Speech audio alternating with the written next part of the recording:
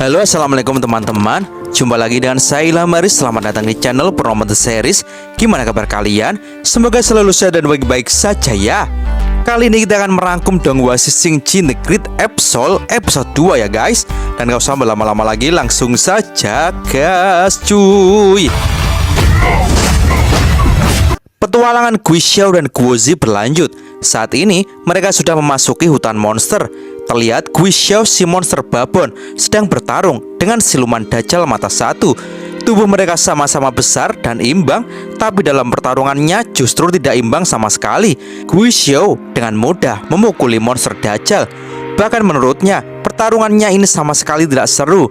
Guixiao pun membanting siluman Dajjal dengan sangat keras ke tanah dan lanjut menggepreknya. Hanya dalam pertarungan singkat, siluman Dajjal itu benar-benar telah dihabisi oleh Guixiao. Kemenangan itu membuat siluman babon itu meraung dengan keras, menggetarkan seluruh hutan. Guozi pun kini merasa lega karena pertarungan itu sudah berakhir. Guixiao pun dengan cepat merubah tubuhnya menjadi manusia. Menurutnya ini benar-benar konyol karena ternyata para monster aliansi kegelapan tak ada satupun yang bisa bertarung. Perut Guixiao pun lalu tiba-tiba berbunyi, membuat mereka berdua pun jadi tertawa kecil. Malam pun telah tiba. Dengan lahapnya Guixiao telah menghabiskan banyak pisang. Guixiao pun kembali bersemangat karena jika Dewa Bumi Busuk itu tidak menipu, maka orang-orang suku klan Bunga seharusnya berada di sekitar sini. Akan tetapi Guozi saat ini malah terlihat murung karena dia merasa kalau dewa itu sangat licik, dan bisa saja Dewa Bumi itu malah menjerumuskan mereka berdua ke dalam perangkapnya lagi. Akan tetapi Guixiao pun tak mikir karena dia sangat percaya diri dengan kekuatannya. Jadi siapapun yang menghadangnya, dia bertekad akan menyikatnya. Dan kini Guixiao pun mulai merasakan nafas spiritual manusia. Dan benar saja Guixiao pun menemukan segerombolan manusia yang dikurung, yang ternyata itu adalah suku klan Bunga. Awalnya jelas orang-orang di situ sangat ketakutan ketika melihat Guixiao, tapi setelah Guozi muncul mereka pun kini menjadi lega. Guixiao pun segera membuka kurungan mereka. Guozi pun lalu menjelaskan kepada warganya kalau Guixiao adalah dewa baru dari suku klan Bunga mereka. Guixiao jugalah yang selama ini melindungi Guozi hingga sampai di sini. Orang-orang suku klan Bunga pun kini menjadi sangat senang karena akhirnya mereka bisa selamat. Akan tetapi Master Penyihir pun dengan berat hati menceritakan kepada Guozi kalau suku klan Bunga hanya tersisa yang ada di situ. Jelas hal itu cukup membuat Guozi merasa sedih. Dan tiba-tiba saja kini muncul mayat salah satu warga suku klan Bunga yang ternyata dilempar oleh siluman Lipan. Siluman Lipan yang merupakan salah satu anggota aliansi kegelapan saat ini tak terima dengan kedatangan Guixiao, dan jelas dia pun kini menantang Guixiao. Tapi jelas Guixiao tak gentar sedikit pun. Dia pun segera maju untuk bersiap berduel. Guozi pun lalu memperingatkan Guixiao kalau Guixiao harus berhati-hati karena siluman Lipan itu merupakan salah satu dari 4 siluman besar aliansi kegelapan. Tapi bukannya gentar, Guixiao justru tambah bersemangat karena akhirnya dia mempunyai lawan yang menurutnya layak. Dan tanpa pikir panjang, mereka berdua pun adu pukul dengan keras. Kekuatan energi Guixiao berwarna merah saling dorong-mendorong dengan energi hijau dari Lipan. Tapi tiba-tiba saja monster Lipan menghilang dan muncul di belakang Guixiao, lalu menusuk Guixiao dengan ekornya yang tajam hingga menembus badan. Siluman Lipan sangat senang karena mengira dia sudah menang. Tapi jelas tak semudah itu Verguso. Guixiao pun dengan cepat balik menghempaskan monster Lipan itu. Dan dengan cepat Guixiao pun memulihkan luka di badannya. Hal ini membuat siluman Lipan pun jadi sangat kesal, dan ia pun segera meningkatkan serangannya dengan tembakan yang bertubi-tubi. Guixiao pun dengan mudah mengatasi hal itu. Tapi dengan gerakan cepat, siluman Lipan pun lanjut menjerat Guixiao dengan racun yang bertubi-tubi. Guixiao pun jadi sangat kesal. Ia pun segera mengempaskan siluman Lipan dan lanjut akan menyerang balik dengan melancarkan tinju terbang yang sangat deras. Tapi tiba-tiba saja Guixiao merasakan jantungnya berhenti dan ia pun langsung jatuh terjerembab ke tanah. Hal itu dikarenakan racun dari siluman Lipan sebelumnya telah merasuk ke dalam tubuh Guixiao. Siluman Lipan yang licik pun kini merasa senang. Ia pun lalu melemparkan Guixiao yang saat ini benar-benar tidak berdaya. Guozi pun jadi panik melihatnya. Ia pun segera bergegas mendekati Guixiao. Tapi siluman Lipan pun mencegahnya. Siluman Lipan saat ini tertawa puas dan ia akan memakan Guozi untuk hidangan pembukanya. Dan tiba-tiba saja, jelas hal itu membuat siluman Lipan kaget karena racunnya tak mempan kepada Guizhou. Guizhou pun dengan entengnya mengaku kalau racun dari siluman Lipan itu sangatlah ringan buatnya. Guizhou pun kini mulai serius. Ia pun menyuruh Guozi untuk menyingkir dari situ. Dan setelah Guozi menyingkir, tanpa ragu lagi, ia pun segera merubah dirinya menjadi monster babon. Segera, Guizhou pun menghajar siluman Lipan dengan brutal. Siluman Lipan pun kini benar-benar tak berdaya dan tak mampu lagi mengimbangi Guizhou. Hingga akhirnya Guizhou pun menggeprek siluman Lipan dan memukulinya. Walaupun sempat siluman Lipan mencoba melakukan perlawanan, tapi Guizhou pun dengan giras mengakhiri pertempuran ini dengan menggedrukkan kakinya dengan keras ke siluman Lipan. Seketika membuat tanah di situ pun jadi berlubang. Semuanya pun menganggap kalau siluman Lipan benar-benar sudah mau diar. Tapi ternyata siluman Lipan dengan susah payah masih bisa muncul dari tanah bagian lain. Guizhou yang geram pun segera akan menghabisinya. Tapi di saat detik-detik siluman Lipan akan dilumat Guizhou, siluman Lipan tiba-tiba saja mengatakan kalau mereka semua suku klan bunga sekarang hanya tersisa setengah jiwanya saja. Karena setengah jiwa yang lain ternyata telah dimasukkan ke dalam boneka orang-orangan sawah yang telah dikuasai oleh aliansi kegelapan. Dan jika Guizhou ingin menyelamatkan mereka, maka Guizhou harus membiarkan siluman Lipan hidup dan datang ke tempat yang bernama Wu Jincang, yaitu sarang dari aliansi kegelapan. Scene lalu beralih saat ini siluman Lipan sudah kembali ke Wu Jincang.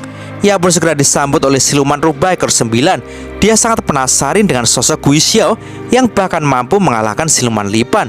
Lalu kini juga datang siluman tengkorak yang dengan herannya dia mengatakan kenapa Huang Mei, sang ketua aliansi kegelapan, juga memanggilnya datang secara khusus. Dan tiba-tiba saja Huang Mei pun muncul.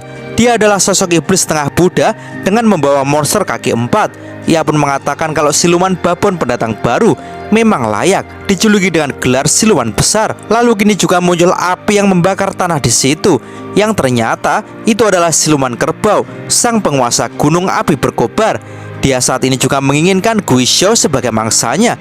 Hal itu membuat siluman tengkorak cukup kesal dan membuat mereka pun bersih tegang. Melihat hal itu, Huang Mei pun hanya tertawa. Dia tak menyangka siluman iblis kerbau juga tertarik dengan siluman babon. Karena ternyata usut punya usut, Huang Mei memang juga memanggilnya agar pertunjukan ini menjadi semakin menarik. Scene lalu beralih saat ini Guizhou dan Guozi hampir sampai ke Wu Jincang. Di situ dia saling mengobrol bahwa sebelum mereka berdua pergi, suku klan bunga mulai membangun kembali desanya dengan Guizhou sebagai dewa sembahan mereka. Dan saat ini Guozi bertekad akan selalu menemani Guizhou untuk menyelamatkan dan mengambil kembali setengah dari jiwa suku klan bunga. Dan saat mereka hampir sampai ke Wu Jincang, mereka berdua pun kini dihadang oleh siluman iblis kerbau yang kini terang-terangan menantang Guizhou. Dan tentu saja Guizhou pun dengan senang hati melayaninya. Guozi pun menyarankan untuk tak meladeni karena mereka berdua masih memiliki tujuan yang lebih penting dari ini. Tapi Guizhou pun dengan penuh semangat mengatakan kalau ia akan menyelesaikan pertarungan ini dengan secepat mungkin. Guozi pun hanya bisa mengangguk setuju tak berdaya. Adu pukul pun dimulai. Pukulan demi pukulan saling mereka lancarkan. Tapi Guizhou pun segera terkejut karena saat tinjunya yang dengan telak mengenai kepala kerbau, tapi iblis kerbau itu tak bergeming sedikit pun. Siluman kerbau pun lanjut merilis metode bertarung gilanya. Kekuatan fisik dan kecepatannya pun seketika meningkat dengan drastis, membuat Guizhou pun kewalahan. Dan tak berhenti di situ, siluman kerbau pun lanjut merubah dirinya menjadi monster jiwa kerbau besar. Kerbau raksasa pun dengan girasnya langsung menyerutuk Guizhou. Guizhou pun mencoba menahannya, tapi jelas dia semakin kewalahan melawannya. Tapi hal itu hanya membuat Guizhou menjadi senang. Dia pun tanpa ragu lagi segera mengubah dirinya menjadi jiwa babon besar. Kedua monster besar itu pun saling dorong-mendorong dengan sengit. Tapi tak disangka, monster kerbau ternyata mampu mengeluarkan tembakan api dari tanduknya. Hal itu cukup membuat Guizhou terkejut, tapi ia pun tak mau menyerah begitu saja dan segera memukul tanduk kerbau. Siluman kerbau pun lanjut menyerutuk Guizhou dengan tanduk lancipnya. Tanduk itu menusuk perut Guizhou dan mendorong Guizhou dengan sangat kencang. Guizhou pun mencoba memukuli siluman kerbau, tapi siluman kerbau tak bergeming dan terus mendorong Guizhou hingga menabrak ke dinding bukit hingga hancur. Guozi pun jelas sangat khawatir dan segera menyusul Guizhou. Saat ini, Guizhou sama sekali tak terlihat karena telah tertimbun oleh reruntuhan. Siluman kerbau pun jadi merasa menang, walaupun dia juga mengakui kehebatan Guizhou. Tapi tiba-tiba saja Guizhou kini bangkit lagi. Hal itu membuat siluman kerbau sangat syok. Tapi belum saja ia selesai dengan syoknya, Guizhou pun tanpa pikir panjang dengan brutalnya melancarkan tinju besarnya secara bertubi-tubi dan lanjut meninju siluman kerbau dengan amat keras hingga terlempar sangat jauh. Dan kini tenaga mereka berdua pun sudah terkuras dan merasa lelah. Tapi mereka berdua pun masih sama-sama tak menyerah dan bersiap akan melakukan pertempuran ronde kedua. Akan tetapi Guizhou pun segera dikejutkan dengan Guozi yang saat ini diculik oleh siluman rubah. Jelas Guizhou pun sangat kaget dan tanpa pikir panjang ia pun meninggalkan pertempurannya dan segera melesat mengejar siluman rubah.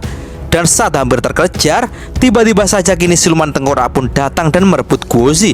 Dan dengan gerakan cepat, ia pun melesat ke atas ke tempat Huang Mei.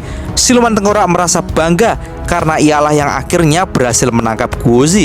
Tapi tiba-tiba saja, Guozi yang dipegangnya berubah menjadi sebuah boneka dan yang asli kini masih dipegang oleh siluman rubah. Jelas hal itu membuat siluman tengkorak geram. Huang Mei pun disitu segera menenangkan mereka berdua karena yang terpenting saat ini mereka sudah mendapatkan tawanannya. Siluman rubah pun kini menyerahkan Guozi kepada Huang Mei. Tapi seketika kini terlihat Guizhou yang berteriak dengan keras. Terlihat ia pun sangat marah dan akan segera melesat ke atas tempat ketiga siluman tertinggi aliansi kegelapan itu. Dan cerita pun bersambung. Oke teman-teman, terima kasih sudah nyimak alur cerita kali ini sampai habis. Semoga teman-teman terhibur. Jangan lupa terus dukung channel ini agar terus berkembang ya. Dan sampai jumpa di episode selanjutnya. Assalamualaikum warahmatullahi wabarakatuh.